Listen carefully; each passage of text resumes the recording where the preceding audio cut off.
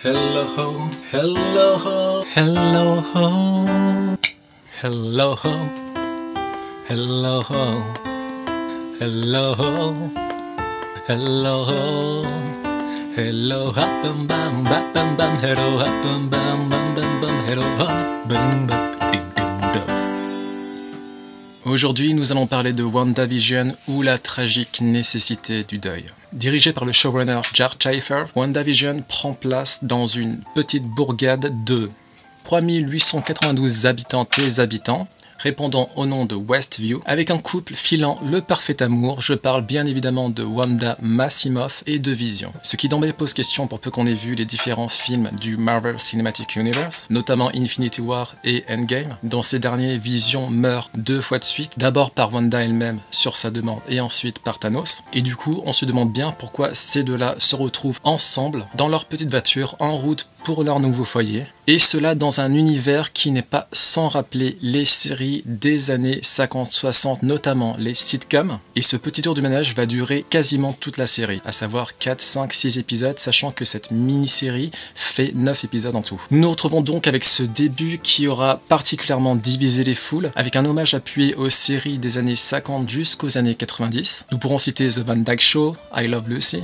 The Brady Bunch, Good Times, Ma sorcière bien-aimée, The Office, Modern Family, Malcolm, évidemment. Pour ma part, ayant une culture zéro en matière de séries sitcom, je n'ai pu repérer que The Office et à la rigueur Malcolm, sachant que je n'ai vu pour ces deux-là que quelques épisodes. C'est impardonnable et je vais me rattraper très vite, je vous le promets. Au moins, ai-je fini par voir Brooklyn 999. 99! Quoi qu'il en soit, il s'agit d'un hommage appuyé aux séries de l'enfance et un véritable risque que prend Disney, surtout pour cette première incursion du Marvel Cinematic Universe dans l'univers des séries. En ce qui me concerne, malgré la lenteur du rythme, malgré le fait que l'on peine à dénouer l'intrigue, j'ai particulièrement apprécié ce début de partie. Le fait qu'on se retrouve avec un cachet noir et blanc qui vire ensuite à la couleur granulée, puis ensuite couleur tout court. Ça m'a plutôt plu, et qu'importe que l'action soit au second plan, il est bon que Disney prenne ce genre de risque pour de grandes séries. C'est d'autant plus remarquable que WandaVision était le premier coup d'essai. En ce qui concerne The Falcon and the Winter Soldier, qui devrait s'arrêter aujourd'hui ou demain selon le temps que je vais mettre à boucler cette vidéo, le montage et la post-prod sont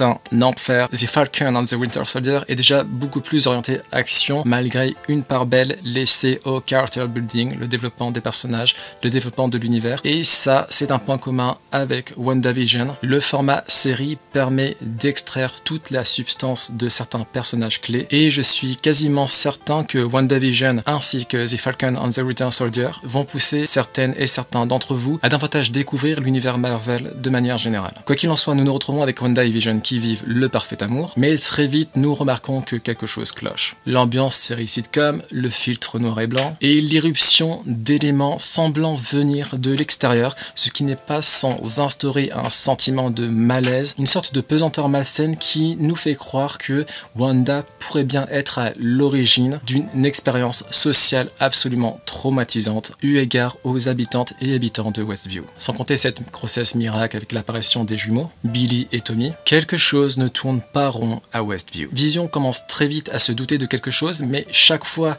qu'il essaye de remettre en place sa pensée, Wanda effectue une sorte de reboot de son univers afin que Vision puisse grosso modo oublier ses tracas. J'ai beaucoup apprécié la bascule entre Westview et le monde réel en format 16/9, ainsi que celle qui est probablement mon personnage secondaire favori de WandaVision, Géraldine ou plutôt Monica Rambeau, la fille de Maria Rambeau qui apparaît dans Captain Marvel. J'ai beaucoup apprécié son introduction post-Eclipse ou post-Blip, soit 5 ans après le snap de Thanos. Pour elle, rien n'a changé, sauf qu'en réalité tout a changé. Sa mère notamment est morte des suites d'un cancer et elle a à peine le temps de se remettre de son traumatisme qu'elle se doit d'aller au boulot à SWORD, une division militaire aérospatiale fondée notamment par sa mère, en vue d'enquêter sur Westview. Et c'est à partir de son incursion qu'on finit par comprendre que tous les habitants et habitantes de Westview se font manipuler leurs pensées, formatées contre leur gré, en vue de s'imbriquer dans l'univers parfait créé par Wanda. À ce moment-là, nous ne savons pas encore si Wanda est consciente ou non de ce qu'elle est en train de faire, à savoir se créer un monde fictif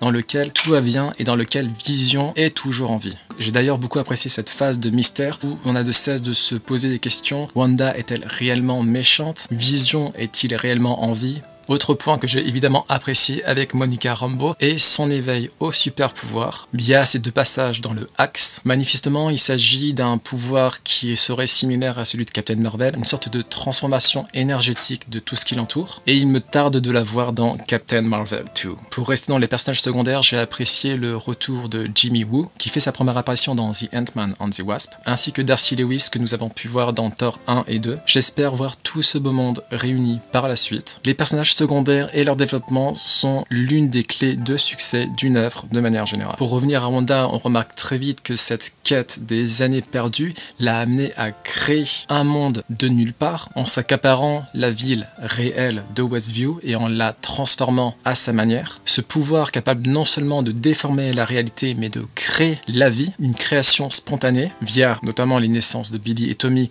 mais aussi celle de Vision à travers la pierre de l'esprit, nous font comprendre à quel point Wanda est l'une des protagonistes les plus puissantes du Marvel Cinematic Universe. On avait d'ailleurs déjà vu que dans The Endgame, c'était la seule avec Captain Marvel à surpasser Thanos dans tous les domaines possibles, pour peu qu'il ne dispose pas du gant de l'infinité. Cette naissance de la sorcière rouge, nous l'apprenons notamment à travers un autre personnage qui pourrait être qualifié du Némésis de la série, Agnès, ou plutôt Agatha Harkness. J'ai d'ailleurs adoré le cliffhanger nous montrant que Agatha Harkness était en réalité derrière les coulisses d'une partie de ce Westview fictif. De fait, il s'agit d'une sorcière de Salem, ayant été brûlée en 1693, et c'est en découvrant le miracle qu'a accompli Wanda que Agatha s'est elle-même immiscée dans sa petite bulle de confort personnel. Cela évidemment en vue d'en apprendre davantage sur son pouvoir de création spontanée et se l'accaparer. C'est à travers elle que la sorcellerie est officiellement introduite dans le MCU, soit l'art de jeter des sorts via notamment toutes sortes d'incantations, via toutes sortes de runes. Or, la différence avec Wanda et le reste des sorcières est qu'elle est capable de lancer des sorts sans savoir à faire des stèles, des runes, des incantations, ce genre de choses. La fin qui attend Agatha Harkness est d'ailleurs assez violente vu qu'elle se fait laver le cerveau, prisonnière à travers du personnage qu'elle s'était créé, Agnès, et vouée à vivre un cauchemar sans fin,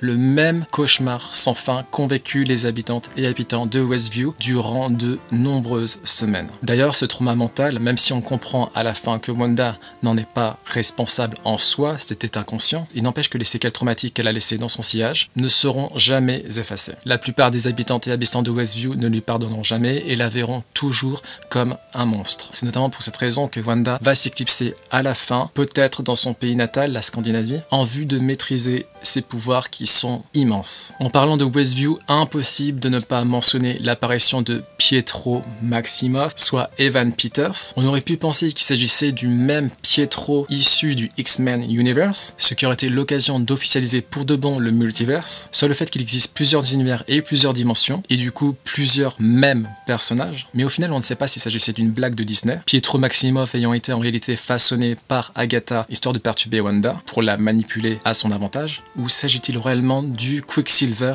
du X-Men Universe? Sachant que Disney a racheté la Fox qui détenait la licence X-Men, je continue à croire que tout est possible. Quoi qu'il en soit, j'ai beaucoup aimé WandaVision, que ce soit dans le début ou la fin, où les cliffhangers se précipitent et l'action fait son apparition. Le personnage de Wanda, interprété par la fabuleuse Elizabeth Olsen, est incroyable. Tout le drame qu'elle a pu vivre, la perte de ses parents, la perte de son frère, la perte de Vision 2 fois de suite, nous amène à comprendre sa douleur et pourquoi, dans un élan de folie et de désespoir, elle va être amenée à créer cet univers à elle. Une bulle de confort, une bulle de rêve dans laquelle tout est à sa place. Le fait qu'elle se refuse à être confrontée à la réalité nous rappelle la tragique nécessité du deuil, soit un traumatisme évident qui laisse des séquelles à vie et auquel nous sommes malheureusement amenés à être confrontés un jour ou l'autre. La perte des proches, la perte des parents notamment, est un coup qui brise l'âme, qui brise le cœur, et même si avec le temps on peut tenter de recoller les morceaux, il n'empêche que les brisures resteront telles quelles. Nous ne pourrons jamais surpasser cette souffrance, nous ne pourrons jamais oublier cette douleur. L'ultime épisode avec la fin de la famille Maximoff, la mort du Vision idéalisé par Wanda, la mort de ses enfants, tout cela brise le cœur. J'ai d'ailleurs été touché par le dernier échange entre Wanda et Vision, sa larme de cyborg, sa larme d'androïde, une scène qui montre à quel point la relation entre ces deux-là était sincère et pure, quitte à déboucher sur un cauchemar. Paul Bettany a accompli un boulot fantastique en incarnant Vision, et il est d'ailleurs possible qu'on le retrouve par la suite vu que le Vision blanc, créé par ce méchant insipide qui est Tyler Howard, pourrait être amené à faire sa réapparition par la suite, dans sa quête d'identité. Vous l'aurez compris, pour moi c'est un quasi sans faute. Voilà la qualité d'écriture que je recherche dans une série. La profondeur des liens, l'étendue des aspérités, l'amplification de l'affect que nous pouvons avoir envers tel ou tel personnage. Je ne pense pas qu'il y aura une saison 2, même si WandaVision laisse derrière elle de nombreuses questions en suspens. Monica va-t-elle rencontrer Carol Danvers? Ça sera dans Captain Marvel 2. Quid du multiverse ou Nexus? Le lien inévitable avec Doctor Strange, qui apparaîtra dans son second film. L'importance du Darkhold, ce grimoire maudit dans lequel sont inscrites toutes sortes d'incantations maléfiques. L'appel à l'aide de Billy et Tommy. Mais s'agit-il vraiment des mêmes Billy et Tommy qui ont été créés par Wanda? Quant à Agatha, j'imagine qu'elle finira par refaire surface. Wanda pourrait quérir son aide en vue de maîtriser le Darkhold. N'oublions pas que son pouvoir de sorcière rouge, selon Agatha, est amené à précipiter la fin du monde. De là à dire qu'elle sera l'une des principales antagonistes par la suite, je ne pense pas. Nous savons d'ores et déjà que Wanda a un bon fond, pour autant son pouvoir est effectivement effrayant. Et ce sera tout. Je ferai probablement une autre vidéo pour The Falcon and the Winter Soldier, autre série Marvel que j'ai beaucoup aimé. Et j'ose espérer que WandaVision, The Falcon and the Winter Soldier et toutes les séries qui vont suivre ne sont que le début de l'expansion du MCU à travers le format de la mini-série. Vive les mini-séries. 6, 7, 8, 9 épisodes, c'est parfait. Sur ce, ciao ciao.